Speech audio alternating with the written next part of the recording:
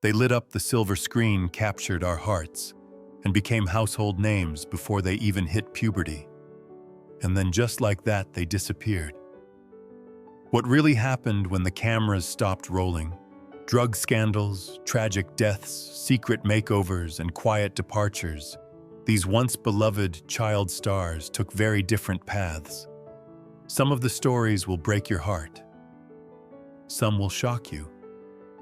Discover the truth behind Hollywood's disappearances you'll never forget. Number 1. Deanna Durbin.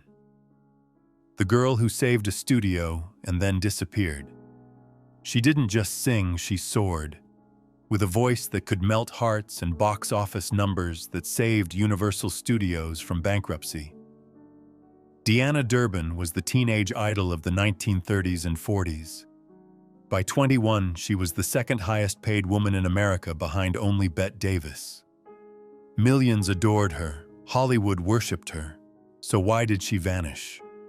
At the height of her fame, Deanna did the unthinkable. She walked away. No scandal, no breakdown. Just a stunning goodbye at 27. One final film, one last bow, and then silence. She moved to a quiet village in France, married a producer, and never looked back. No interviews, no comebacks. She turned down every offer, millions of dollars, iconic roles, reunion specials. All of it. Gone. For 6 decades, the woman once hailed as America's sweetheart lived in near total anonymity. When pressed, she gave a simple answer: I was never happy in Hollywood.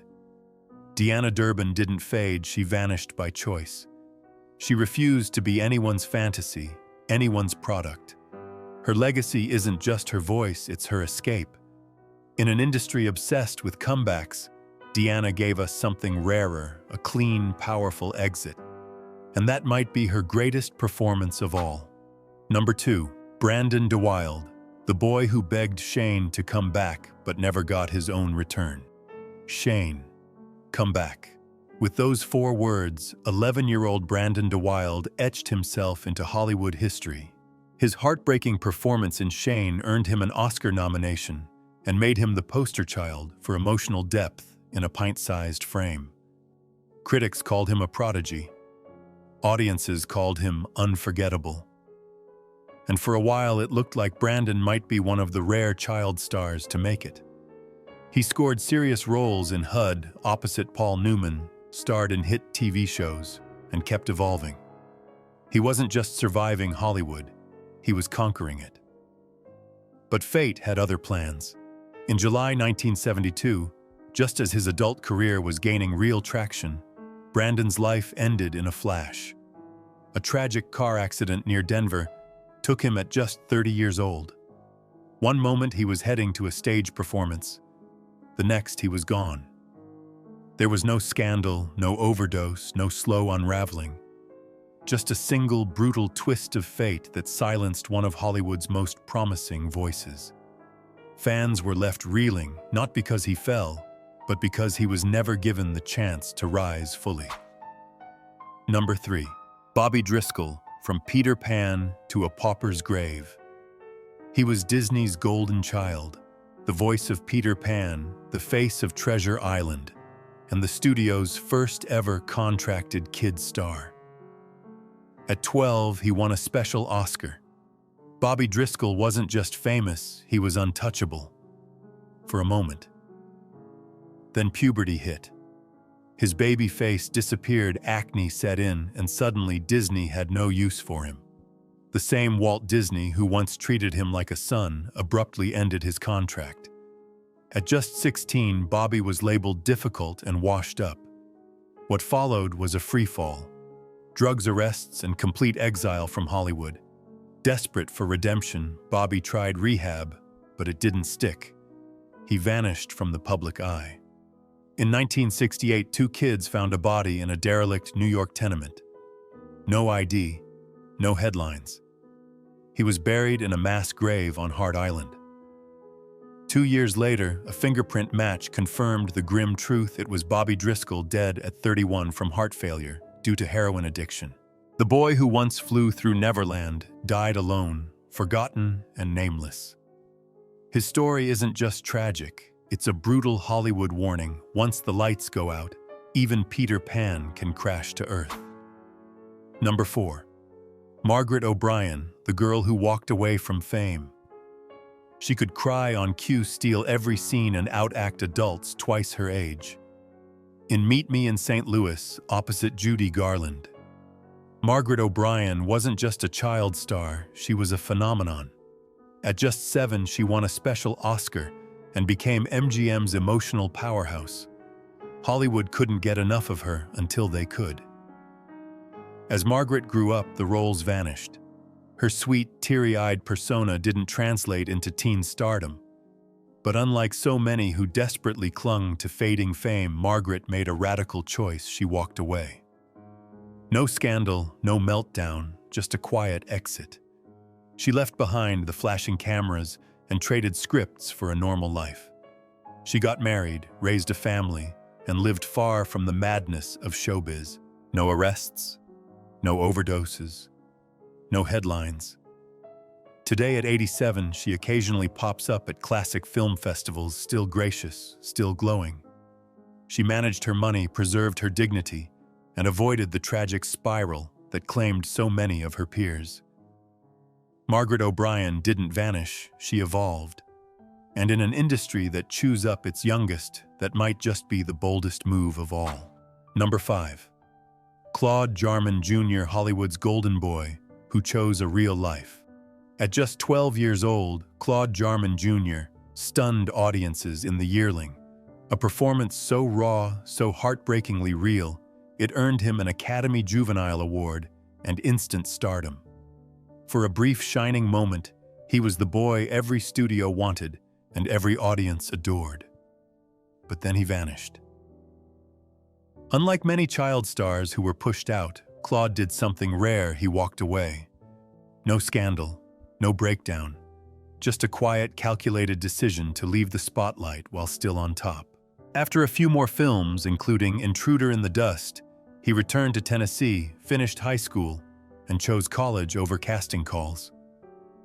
While others chased the dream, Claude built a life. He served in the Navy. He went to Vanderbilt. He eventually ran the San Francisco International Film Festival, not as a star, but as an executive. No one saw it coming. Jarman died at his home in Kentfield, California on January 12, 2025, at the age of 90.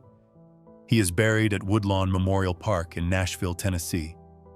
Claude Jarman Jr. didn't disappear in tragedy. He disappeared in wisdom. And in Hollywood, that may be the rarest plot twist of all.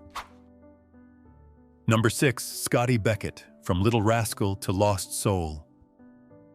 With a sideways cap, a sly grin, and charisma that could light up the screen, Scotty Beckett was Hollywood's golden boy. He first stole hearts in Our Gang comedies, then seamlessly jumped into feature films playing the young versions of screen legends like Spencer Tracy and Al Jolson. For a while, it seemed like Scotty had cracked the child star code. He kept working. He kept growing. He might have made it. But behind the scenes, the cracks were already forming. When Scotty was 14, his father died and everything changed. Grief became addiction. Fame became a curse. By his late teens, Scotty was spiraling pills, alcohol arrests. The clean-cut boy America adored became a tabloid headline. The 1950s were brutal. His marriages collapsed. Roles dried up. His rap sheet grew longer. He went from starring in Rocky Jones' Space Ranger to begging for second chances. Hollywood had moved on, and Scotty couldn't follow. In 1968, after a mysterious beating, Scotty checked into a nursing home. 2 days later, he was found dead. A barbiturate overdose. He was just 38. Number 7. Freddie Bartholomew, Hollywood's perfect English boy who vanished behind a desk. In the 1930s, he was cinema royalty. With a crisp British accent and heartbreaking charm, Freddie Bartholomew became MGM's answer to Shirley Temple, starring in David Copperfield, Little Lord Fauntleroy, and Captains Courageous. He wasn't just talented. He was refined. At $2,500 a week during the Great Depression, he was one of the highest-paid children in the world. But Freddie's real-life drama wasn't on screen, it was in the courtroom. After fame hit, his long-lost parents returned not for reconciliation, but for custody and control of his fortune. The battles were vicious. Legal fees drained his earnings, and while studios once fought to cast him, his teenage years brought a harsh truth: the world didn't want a grown-up Freddie. Dropped by MGM at 14, most expected him to fade into bitterness or scandal. But Freddie didn't play that role.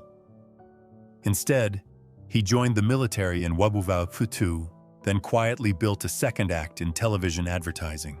Starting at the bottom, he worked his way up, eventually becoming an executive and award-winning director of commercials. To many of his colleagues, he wasn't a former star, he was just Fred from The Office. When he died in 1992, many never knew he'd once been one of Hollywood's brightest lights. And maybe that's exactly how he wanted it. Number 8, Jackie Coogan, the kid who made history and got robbed by his own mother. He was Hollywood's first child megastar.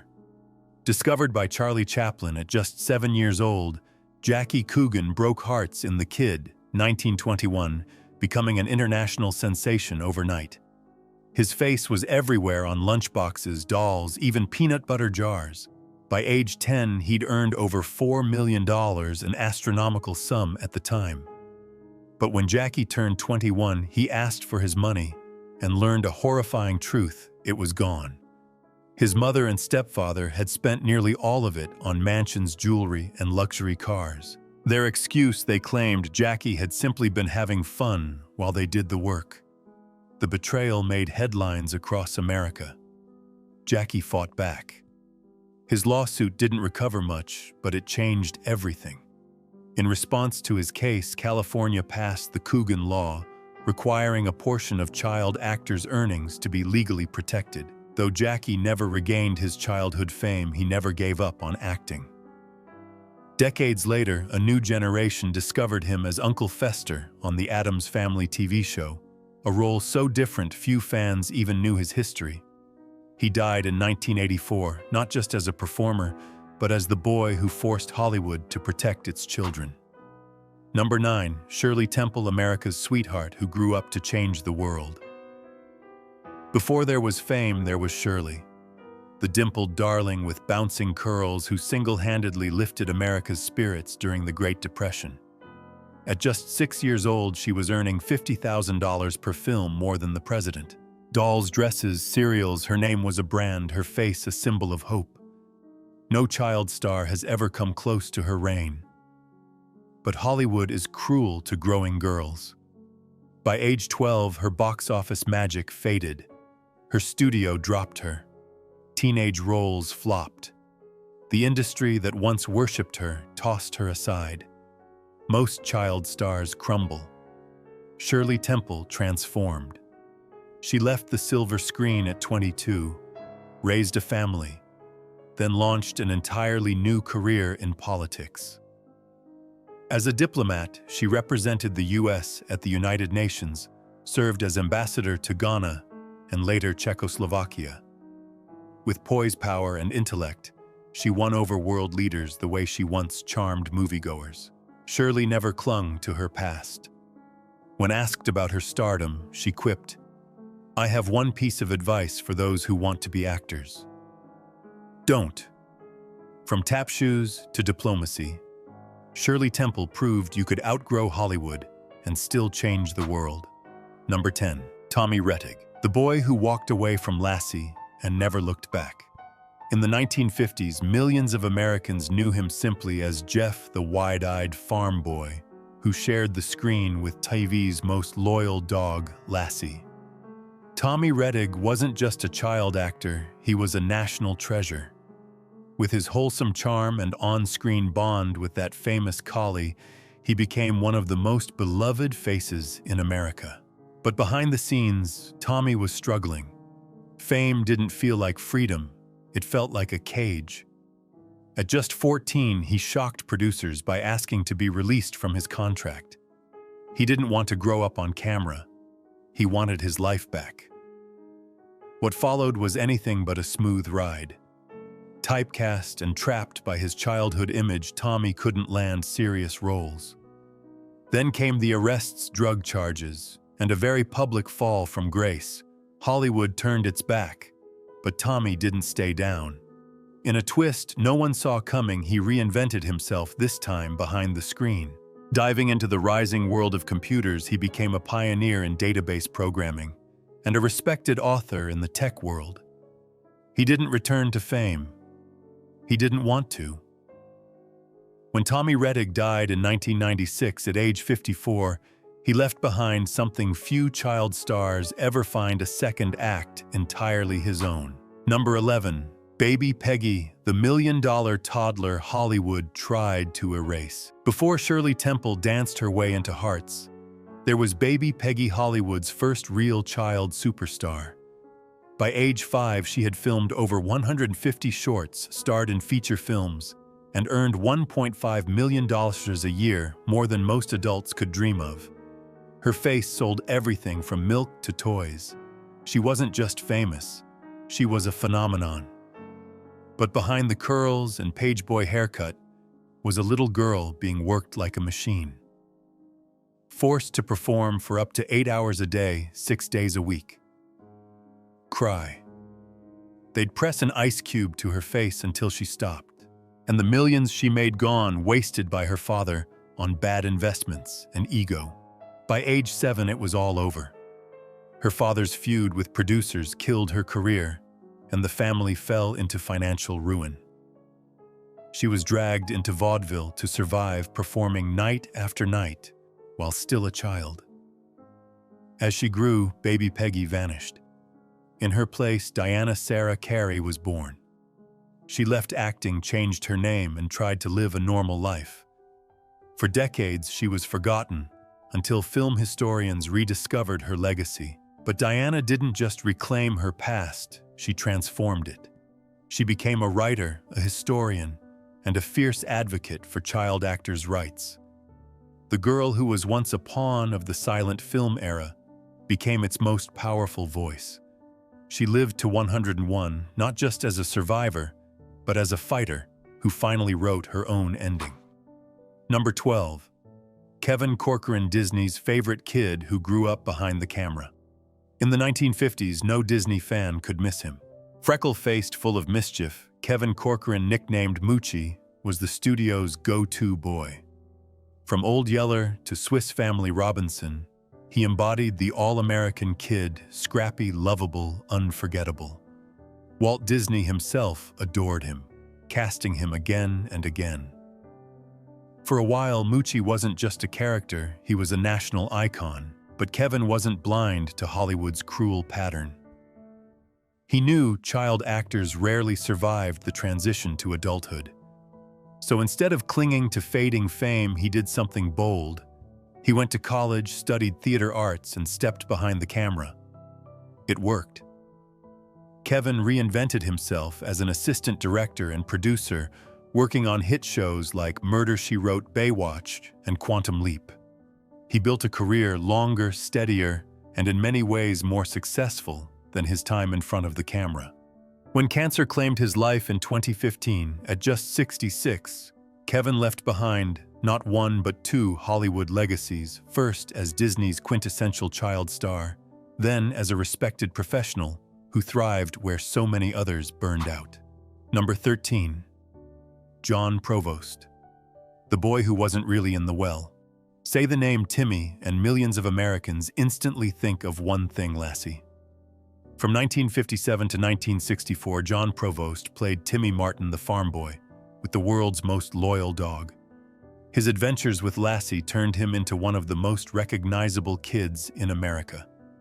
Fan mail poured in over 2,000 letters a week. He was living every child's dream, or so it seemed, but John wasn't trapped by his fame. By 14, he and his parents made a bold decision. It was time to leave Lassie. No scandals, no firings, no breakdown, just a graceful exit. The writers sent Timmy's family to Australia, Lassie by their side. Behind the scenes, John was ready to grow up. Unlike so many peers, he didn't spiral when the cameras stopped. A few small roles followed, but when Hollywood had nothing more to offer, John built a new life. He went to college. He worked in real estate. He raised a family. Today, at 75, he still smiles when fans call him Timmy. He even titled his memoir, Timmy's in the Well, a wink at the catchphrase that was never actually said on the show. Number 14. Bonita Granville, Hollywood's bad girl who became a power player. While other child stars played sweet and innocent, Bonita Granville made her mark by doing the opposite. At just 13, she stunned audiences in These Three 1936 as the manipulative, venomous Mary Tilford, a performance so chilling it earned her an Oscar nomination. From there, she pivoted to a different kind of fame, becoming the big-screen Nancy Drew in a popular film series.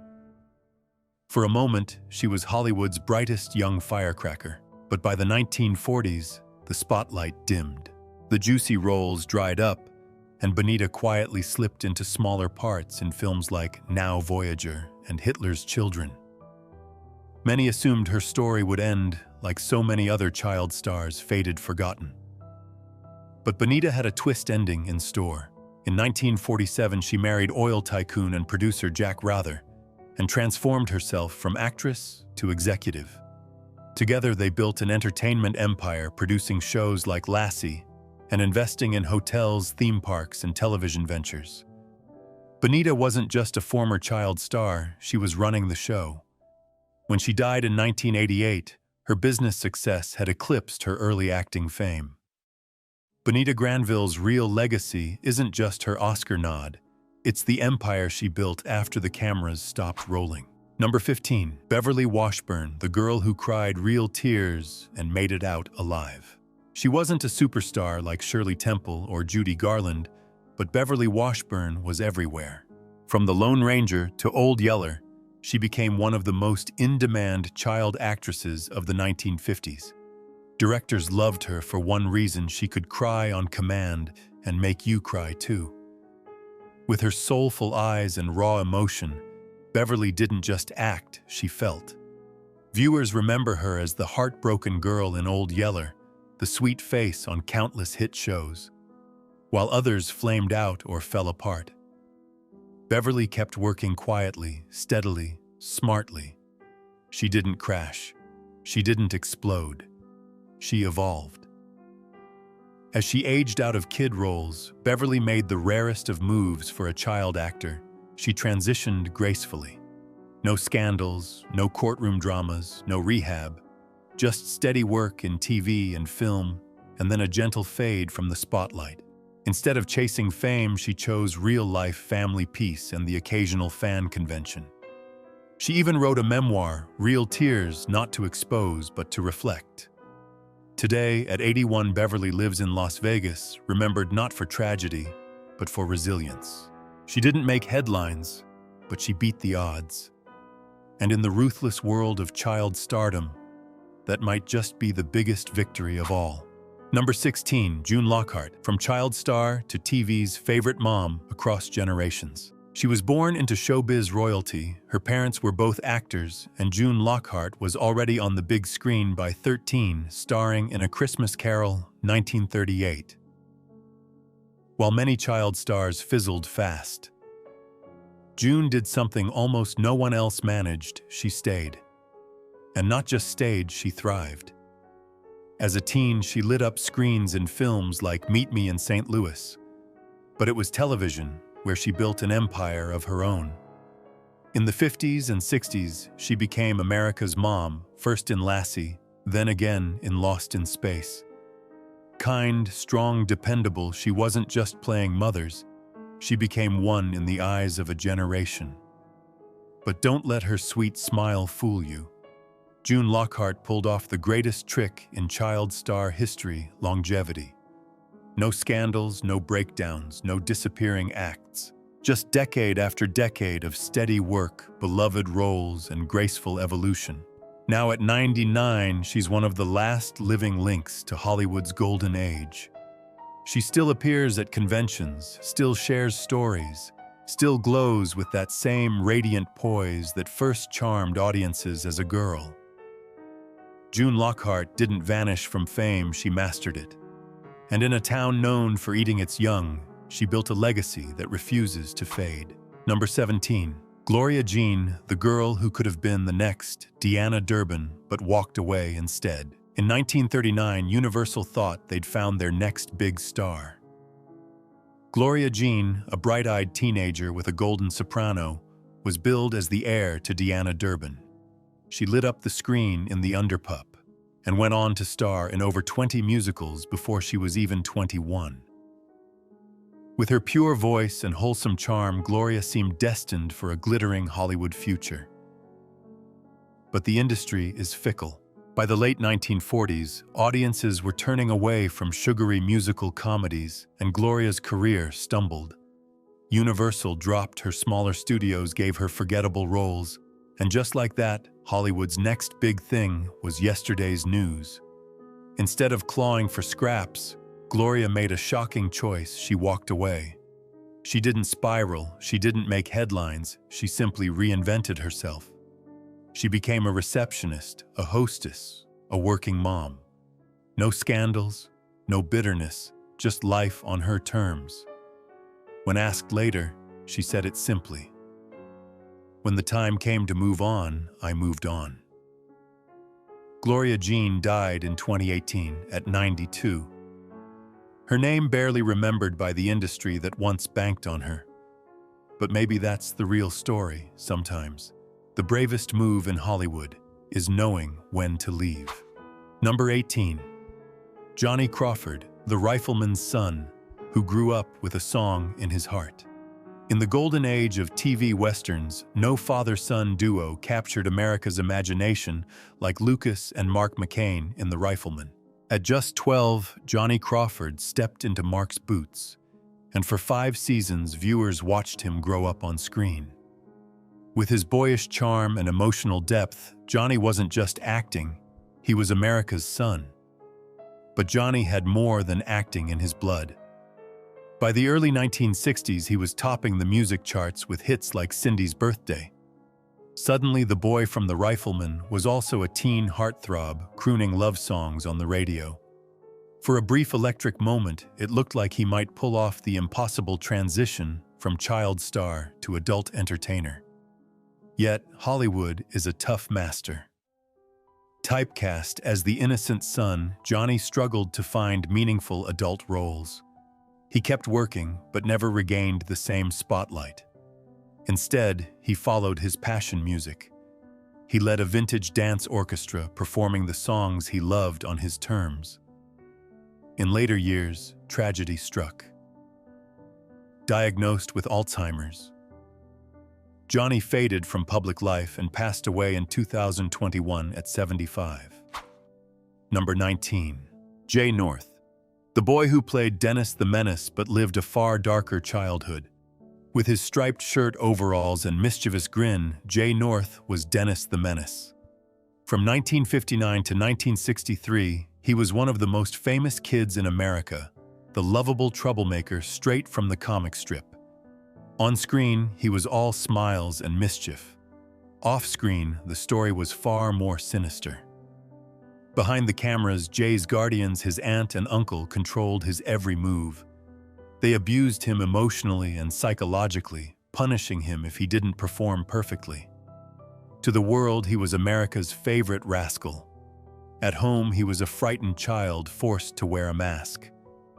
When Dennis ended, so did Jay's career. Typecast and trapped, he couldn't land new roles. By his teens, Hollywood had moved on. He tried a few series, served in the Navy, but the spotlight was gone for good. Unlike many of his peers, Jay didn't self-destruct, but he carried deep scars.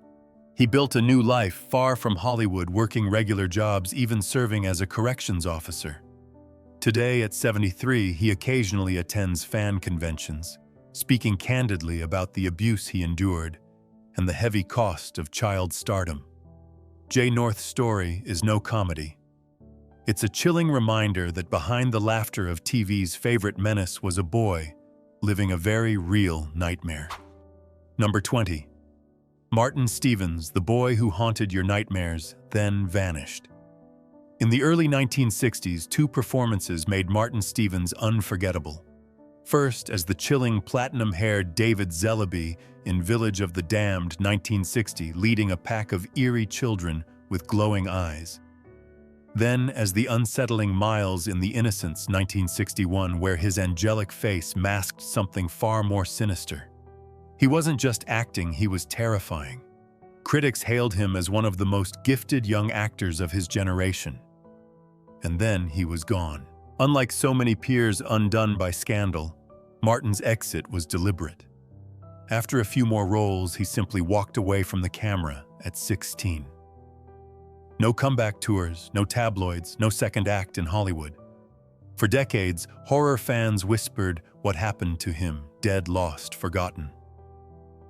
The truth was simpler. He'd left acting for a private life far from the spotlight. Only occasionally, years later, did he reappear, giving interviews for documentaries, reflecting with a detached calm on the roles that made him a cult legend. Martin Stevens didn't die young, spiral into addiction, or crash and burn. He did something rarer. He left horror behind and chose peace. Yet to this day, his brief time on screen still lingers like a ghost you can't shake. You can't shake. You can't shake. You can't shake.